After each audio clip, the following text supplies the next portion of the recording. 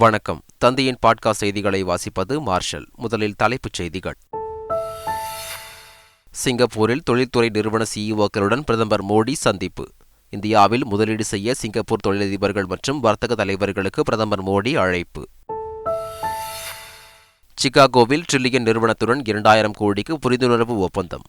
Optom நிறுவனத்துடனும் முதலமைச்சர் ஸ்டாலின் முன்னிலையில் ஒப்பந்தம் கையெழுத்து. தமிழக அரசு பள்ளிகளில் கல்வித்தரம் மிக மோசமாக உள்ளது என்று ஆளுநர் ஆர். ரவி விமர்சனம். மாணவர்களை சிந்திக்க வைக்கும் தமிழ்நாட்டின் கல்வி முறை இந்தியாவிலேயே சிறந்தது என்று அமைச்சர் உதயநிதி ஸ்டாலின் பெருமிதம். இலங்கை கடற்படையால் சிறைப்பிடிக்கப்பட்டுள்ள மீனவர்கள் படகுகளை உடனடியாக விடுவிக்க நடவடிக்கை எடுக்க வேண்டும். மத்திய வெளியுறவுத்துறை அமைச்சர் ஜெய்சங்கருக்கு முதலமைச்சர் ஸ்டாலின் கடிதம். ஜாஃபர் சாதிக் மற்றும் அவரது கூட்டாளிகளுக்கு சொந்தமான 55 கோடி ரூபாய் மதிப்பிலான சொத்துக்களை பறிமுதல் செய்தது அமலாக்கத்துறை. ஹோட்டல், ஆடம்பர பங்களா மற்றும் ஜாகுவார், மெர்சிடிஸ் போன்ற 7 உயர் ரக வாகனங்களும் பறிமுதல். சிதம்பரம் நடராஜர் கோயிலில் 2014 முதல் 2024 ஆண்டு வரையிலான வரவு செலவு குறித்த கணக்கு விவரங்களை தாக்கல் செய்ய வேண்டும்.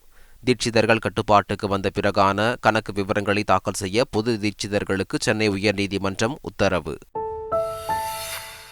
பாரிஸ் பாராலிம்பிக் ஆடவர் ஜூடோ போட்டியில் இந்திய வீரர் கபில் பர்மார் வெண்கலப் பதக்கம் வென்று சாதனை. பிரேசில் வீரர் எலில் டனை 10-0 என்ற புள்ளிகள் கணக்கில் வீழ்த்தி அபாரம். இனி விரிவான செய்திகள். இந்தியாவில் முதலீடு செய்ய சிங்கப்பூர் தொழிலதிபர்கள் மற்றும் வர்த்தக தலைவர்களுக்கு பிரதமர் மோடி அழைப்பு விடுத்துள்ளார். சிங்கப்பூர் தொழில்துறை நிறுவனங்களின் தலைவர்கள் மற்றும் தலைமை செயல் அதிகாரிகள் ஆகியோரை சந்தித்து பிரதமர் கலந்துரையாடினார். இந்தியாவுடனான அவர்களின் ஒத்துழைப்பை மேலும் எளிதாக்கும் வகையில் சிங்கப்பூர் இன்வெஸ்ட் இந்தியா அலுவலகத்தை அமைப்பதாக அப்போது அவர் அறிவித்தார். அடுத்த சில ஆண்டுகளில் இந்தியா உலகின் 3வது பெரிய பொருளாதாரமாக மாறவுள்ளதாகவும் பிரதமர் குறிப்பிட்டார். முதலமைச்சர் ஸ்டாலின் முன்னிலையில் டிரில்லியன் நிறுவனத்துடன் 2000 கோடி புரிந்துணர்வு ஒப்பந்தம் கையெழுத்தானது. இது குறித்து எக்ஸ் தளத்தில் பதிவிட்டுள்ள முதலமைச்சர் ஸ்டாலின், தமிழ்நாட்டில் உற்பத்தி மற்றும் உலகளாவிய ஆதரவு மையத்தை நிறுவ டிரில்லியன் நிறுவனத்துடன் 2000 கோடிக்கு ஒப்பந்தம் போடப்பட்டுள்ளதாக தெரிவித்தார். மேலும் நைக் நிறுவனத்துடன் காலணி உற்பத்தியை விரிவாக்கம் செய்வது, சென்னையில் ஒரு தயாரிப்பு மையம் அமைப்பதற்கான சாத்தியக்கூறு குறித்து பேச்சுவார்த்தை நடத்தப்பட்டதாக குறிப்பிட்டுள்ளார். ஆப்டம் நிறுவனம் தனது தொழிலை திருச்சி, மதுரையில் விரிவாக்கம் செய்வது குறித்தும் ஆலோசிக்கப்பட்டதாகவும் முதலமைச்சர் ஸ்டாலின் பதிவிட்டுள்ளார். இலங்கை கடற்படையினரால் சிறைப்பிடிக்கப்பட்டுள்ள மீனவர்களையும் அவர்களது படகுகளையும் உடனடியாக விடுவிக்க நடவடிக்கை எடுக்க கோரி மத்திய வெளியுறவுத்துறை அமைச்சர் ஜெய்சங்கருக்கு முதலமைச்சர் ஸ்டாலின் கடிதம் எழுதியுள்ளார். புதுக்கோட்டை மீனவர்கள் 4 பேரை இலங்கை கடற்படை கைது செய்துள்ளதை தனது கடிதத்தில் சுட்டிக்காட்டியுள்ளார். 12 தமிழக மீனவர்களுக்கு இலங்கை நீதிமன்றம் 1.5 கோடி ரூபாய் அபராதம் விதித்துள்ளது. மீனவ குடும்பங்களை மிகவும் வேதனைக்குள்ளாக்குவதுடன் மிகப்பெரிய இழப்பை ஏற்படுத்தும் என்றும் குறிப்பிட்டுள்ளார். PM ஸ்ரீ திட்டத்தை முதலில் ஏற்றுக்கொண்ட தமிழக அரசு தற்போது மறுக்கிறது என்று ஆளுநர் ஆர். ரவி விமர்சித்துள்ளார். ஆளுநர் மாளிகையில் நடந்த ஆசிரியர் தின விழாவில் கல்வித்துறையில் சிறப்பாக சேவையாற்றிய ஆசிரியர்களை கௌரவிக்கப்பட்டனர். அப்போது ஆசிரியர்கள் உடன் நடந்த கலந்துரையாடலில் பேசிய ஆளுநர், தேசிய கல்விக் கொள்கைக்கு மாற்று கிடையாது என்றார். அந்த கொள்கையை மத்திய அரசு வகுக்கவில்லை, பல்வேறு நிபுணர்கள் கொண்ட குழுதான் உருவாக்கியது என்று கூறினார். வருங்கால சமுதாயத்தை, இளைஞர்களை கருத்தில் கொண்டு அத்திட்டம் உருவாக்கப்பட்டிருக்கிறது என்றும் தெரிவித்தார். அரசு பள்ளிகளின் தரம் குறைந்து வருவதாகவும் ஆளுநர் ஆர். ரவி அப்போது விமர்சித்தார். தமிழ்நாடு முழுவதும் 355 ஆசிரியர்களுக்கு டாக்டர் ராதாகிருஷ்ணன் விருதை அமைச்சர் உதயநிதி ஸ்டாலின் வழங்கினார்.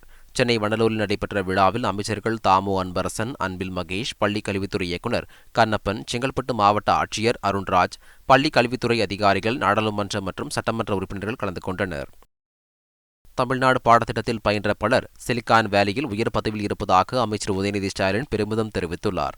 தமிழ்நாடு பாடத்திட்டம் சரியில்லை என புரளி பரப்பப்படுவதாகவும், உலகின் தலை சிறந்த மருத்துவர்கள் தமிழ்நாட்டில் படித்தவர்கள் என்றும் அவர் குறிப்பிட்டார். சிறந்த கல்வி திட்டம் தமிழ்நாட்டில்தான் உள்ளது என தெரிவித்த அமைச்சர் உதயநிதி, தமிழக பாடத்திட்டத்தை குறை கூறுவதை ஏற்க முடியாது என கூறினார். சிங்கப்பூரில் திருவள்ளுவருக்கு கலாச்சார மையம் அமைக்கப்படுவதாக அறிவிப்பு வெளியாகியுள்ள நிலையில் பிரதமருக்கு மத்திய இணையமைச்சர் எல்முருகன் நன்றி தெரிவித்துள்ளார். உலகின் மிகவும் தொன்மையான மொழி தமிழ் என பிரதமர் குறிப்பிடுவதாகவும், தமிழர்களின் கலாச்சாரம் மற்றும் பாரம்பரியத்தை பாதுகாக்க பிரதமர் முக்கியத்துவம் அளிப்பதாகவும் எல்முருகன் குறிப்பிட்டுள்ளார். மதுரை ஆவின் நிறுவனத்தில் நடைபெறும் நிர்வாக சீர்கேட்டையும் முறைகேடுகளையும் வீடியோவாக வெளியிட்ட ஆவின் ஊழியரை தற்காலிக பணி நீக்கம் செய்திருப்பது கடும் அராஜகத்தின் உச்சம் என எதிர்க்கட்சித் தலைவர் எடப்பாடி பழனிசாமி தெரிவித்துள்ளார். இதுகுறித்து எக்ஸ் தளத்தில் பதிவிட்டுள்ள அவர், உடனடியாக தவறை சுட்டிக்காட்டிய நிறுவன ஊழியரை மீண்டும் பணியமர்த்தவும், தவறிழைத்தவர்கள் மீது கடும் நடவடிக்கை எடுக்கவும் திமுக அரசை வலியுறுத்தியுள்ளார். சென்னையில் குற்றங்கள் தொடர்ச்சியாக குறைந்து கொண்டிருப்பதாக மாநகர காவல் ஆணையர் அருண் தெரிவித்துள்ளார். சென்னையில் செய்தியாளர்களுக்கு பேட்டியளித்த அவர், சைபர் கிரைம் குற்றவாளிகள் கம்போடியாவில் இருந்து குற்றச்செயல்களை அரங்கேற்றி வருவதாகவும் அவர்கள் மீது நடவடிக்கை எடுக்க தனிக்குழு அமைக்கப்பட்டுள்ளதாகவும் தெரிவித்தார். சென்னையில் குற்றங்கள் தொடர்ச்சியாக குறைந்து கொண்டிருப்பதாகவும் தாம் ஆணையராக பொறுப்பேற்ற பிறகு 150 பேர் குண்டர் தடுப்புச் சட்டத்தில் கைது செய்யப்பட்டதாகவும் அவர் கூறினார். நாட்டில் ஜிஎஸ்டி செலுத்துவோரின் எண்ணிக்கை முன்பை விட அதிகரித்திருப்பதாக மத்திய நிதியமைச்சர் நிர்மலா சீதாராமன் தெரிவித்துள்ளார். சென்னையில் நடைபெற்ற கருத்தரங்கில் பேசிய அவர், நாட்டில் ஜிஎஸ்டி செலுத்துவோர் எண்ணிக்கை 1.74 கோடியாக உள்ளது என்றும் 114 கோடி மக்கள் தொகை உள்ள நாட்டில் 1.74 கோடி பேர் மட்டுமே ஜிஎஸ்டி செலுத்துவது குறைவாக தோணலாம். ஆனால் இது முன்பை விட அதிகம் என்று புரிந்து கொள்ள வேண்டும் என்றும் நிர்மலா சீதாராமன் கூறினார்.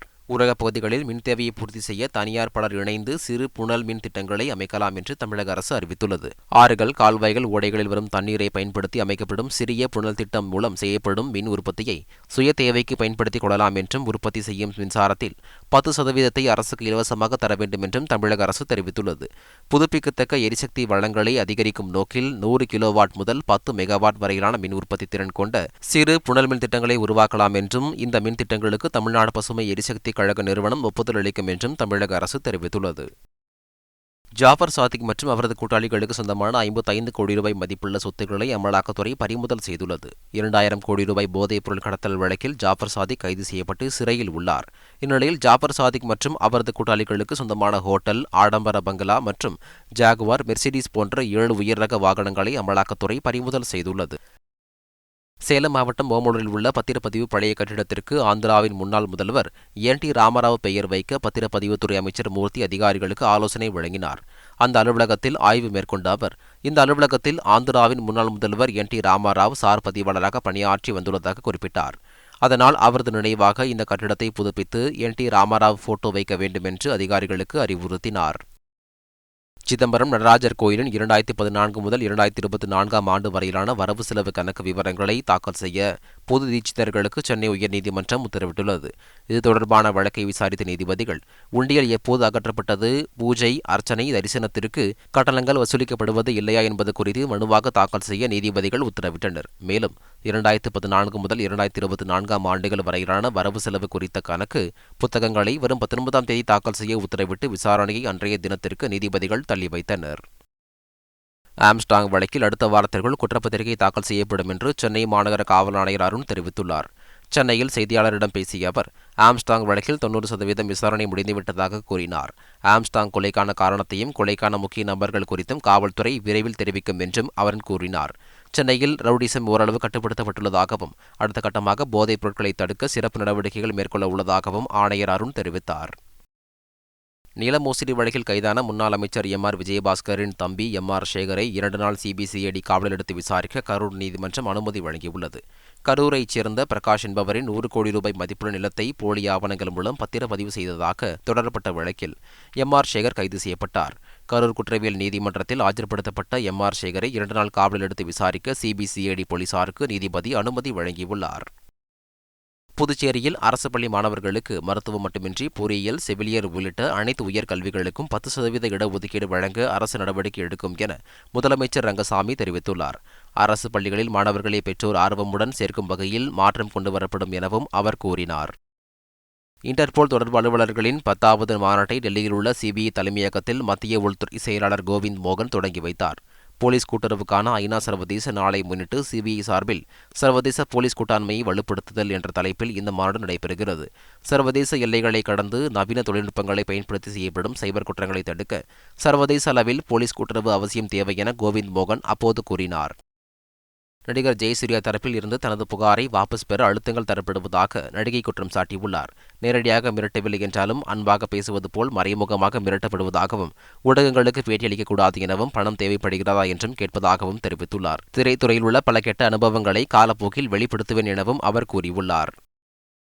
பாலியல் துன்புறுத்தல் தொடர்பாக நடிகை அளித்த புகாரின் பேரில் நடிகரும் எம்எல்ஏவுமான முகேஷ் மீது வழக்கு பதிவு செய்யப்பட்டிருந்த நிலையில் அவருக்கு முன்ஜாமீன் வழங்கப்பட்டுள்ளது. இந்த வழக்கில் ஏற்கனவே ஒரு வாரம் முன்ஜாமீன் வழங்கப்பட்ட நிலையில் தற்போது மீண்டும் முன்ஜாமீன் வழங்கப்பட்டுள்ளது. முகேஷுக்கு முன்ஜாமீன் வழங்கக்கூடாது எனவும், போலீஸ் காவலில் எடுக்க அனுமதிக்க வேண்டும் எனவும் போலீஸ் தரப்பு வாதிட்டிருந்த நிலையில் அதனை ஏற்க மறுத்து முன்ஜாமீன் வழங்கி எர்ணாகுளம் முதன்மை சார்பு நீதிமன்றம் உத்தரவிட்டிருந்தது. 2024ஆம் ஆண்டில் அதிக வருமான வரி செலுத்திய பிரபலங்களின் பட்டியல் வெளியாகியுள்ளது. ஃபார்ச்சூன் இந்தியா இதழ் வெளியிட்டுள்ள பட்டியலில் 92 கோடி ரூபாயை வருமான வரியாக செலுத்தி பிரபல பாலிவுட் நடிகர் ஷாருக் கான் முதலிடத்தில் உள்ளார். நடிகர் விஜய் 2024ஆம் ஆண்டு 80 கோடி ரூபாயை வருமான வரியாக செலுத்தி இரண்டாவது இடம் பிடித்திருப்பது தேசிய அளவில் கவனம் பெற்றுள்ளது. விளையாட்டுத் துறையை பொறுத்தவரை விராட் கோலி 66 கோடி ரூபாயை வரியாக செலுத்தி முதலிடத்திலும், முன்னாள் கேப்டன் தோனி 38 கோடி ரூபாய் வரி செலுத்தி இரண்டாவது இடத்திலும் உள்ளனர்.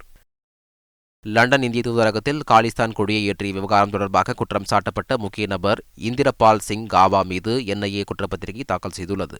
லண்டன் இந்திய தூதரகத்தில் காலிஸ்தான் ஆதரவாளர்கள் அம்ரித் பாலுக்கு ஆதரவாக கோஷங்களை எழுப்பி தூதரகத்தில் பறந்து கொண்டிருந்த இந்திய தேசிய கொடியை கீழே இறக்கி காலிஸ்தான் கொடியை கடந்த ஆண்டு பிப்ரவரி மாதம் பறக்கவிட்டனர்.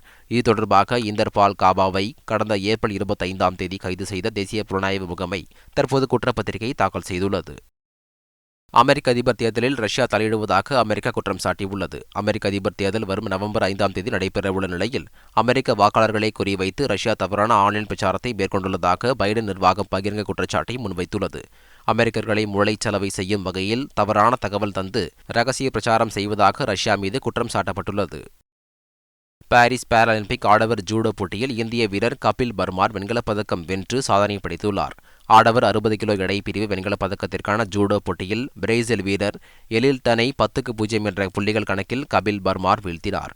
இதன் மூலம் பாராலிம்பிக் ஜூடோ போட்டியில் பதக்கம் வென்ற முதல் இந்திய வீரர் என கபில் பர்மார் சாதனை படைத்தார். இந்திய கிரிக்கெட் அணியின் ஆல்ரவுண்டர் ரவீந்திர ஜடேஜா பாஜகவில் இணைந்துள்ளார். தனது கணவர் ரவீந்திர ஜடேஜா பாஜகவில் இணைந்திருப்பதாக அவரது மனைவியும் ஜாம்நகர் தொகுதி பாஜக எம்எல்ஏவுமான ரிவாபா ஜடேஜா சமூக வலைதள பக்கத்தில் தெரிவித்துள்ளார். இது தொடர்பாக தனது கணவர் பாஜகவில் இணைந்ததற்கான உறுப்பினர் அட்டையையும் ரிவாபா ஜடேஜா பகிர்ந்து கொண்டுள்ளார். T20 உலகக்கோப்பை தகுதிச் சுற்றில் சிங்கப்பூருக்கு எதிரான லீக் போட்டியில் வெறும் 10 ரன்களுக்கு மங்கோலியா ஆல் அவுட் ஆனது. மலேசியாவில் நடைபெற்ற இந்த போட்டியில் 10 ரன்களுக்கு ஆட்டமிழந்த மங்கோலியா சர்வதேச T20 போட்டியில் குறைவான ரன்களுக்கு ஆட்டமிழந்த அணி என மோசமான சாதனை படைத்தது. 11 ரன்கள் இலக்கை சுலபமாக எட்டிய சிங்கப்பூர் இந்த போட்டியில் 9 விக்கெட் வித்தியாசத்தில் அபார வெற்றி பெற்றது. மீண்டும் தலைப்புச் செய்திகள். சிங்கப்பூரில் தொழில்துறை நிறுவன சிஇஓக்களுடன் பிரதமர் மோடி சந்திப்பு.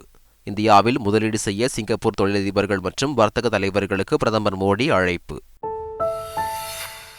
சிகாகோவில் டிரில்லியன் நிறுவனத்துடன் 2000 கோடிக்கு புரிந்துணர்வு ஒப்பந்தம்.